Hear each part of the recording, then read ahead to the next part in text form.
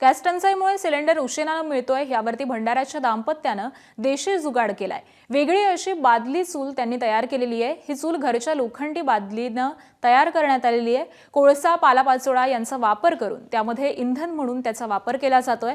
तर चुलीला हवा देण्यासाठी मोबाईलवरती चालणारा एक पंखा देखील आहे आणि त्यामुळे चूल ही सतत पेटती राहते। भंडारा जिल्ह्याच्या तुमसर तालुक्यातील खापा इथल्या वैद्य दाम्पत्यानं ही चूल तयार केलेली आहे। आधुनिक तंत्रज्ञान आणि बुद्धीची जोड देऊन ही चूल तयार करण्यात आली आहे। सध्याच्या स्थितीमध्ये या चुलीला मोठी मागणी होती आहे।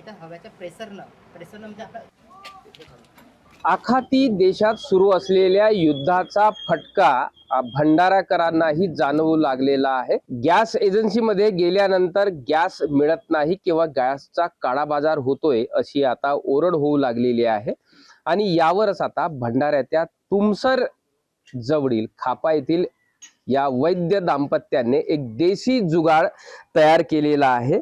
ज्या विहिरीमधून आजपर्यंत आपण पाणी काढल्याचं बघत होतो त्याच बकेटमध्ये आता स्वयंपाक बनतोय आणि ही या बकेटमध्ये त्यांनी ज्या पद्धतीने हा देशी जुगाड केला, आता यांच्या या बकेटच्या चुलीला मोठी मागणी आहे आणि ग्राहकही याला पसंती देत आहेत। एका बाल्टीपासून शेगडी तयार झालेली आहे।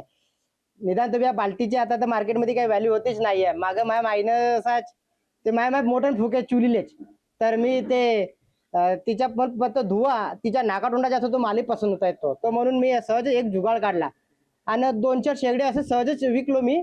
मला कालांतराने वाटला का माझा धंदा जोरान चालू शकते, तर मग ह्या नव्या धंद्याला जोरान चालू केलं। मग मी धंदा जरा बराच वेगात पकडून राहिला। एक बकेट, एक डब्बा, एक डीव्हीडीची मोटर आहे। ही डीव्हीडीचे कालांतरात बंद झाल्यात, पण हे डीव्हीडीची मोटर पासून मला फायदा होत आहे।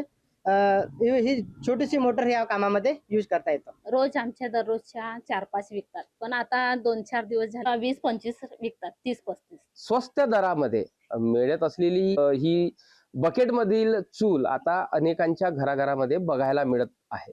प्रशांत देसाई, एबीपी माझा, खापा, भंडारा। एबीपी माझा, उघडा डोळे बघा नीट।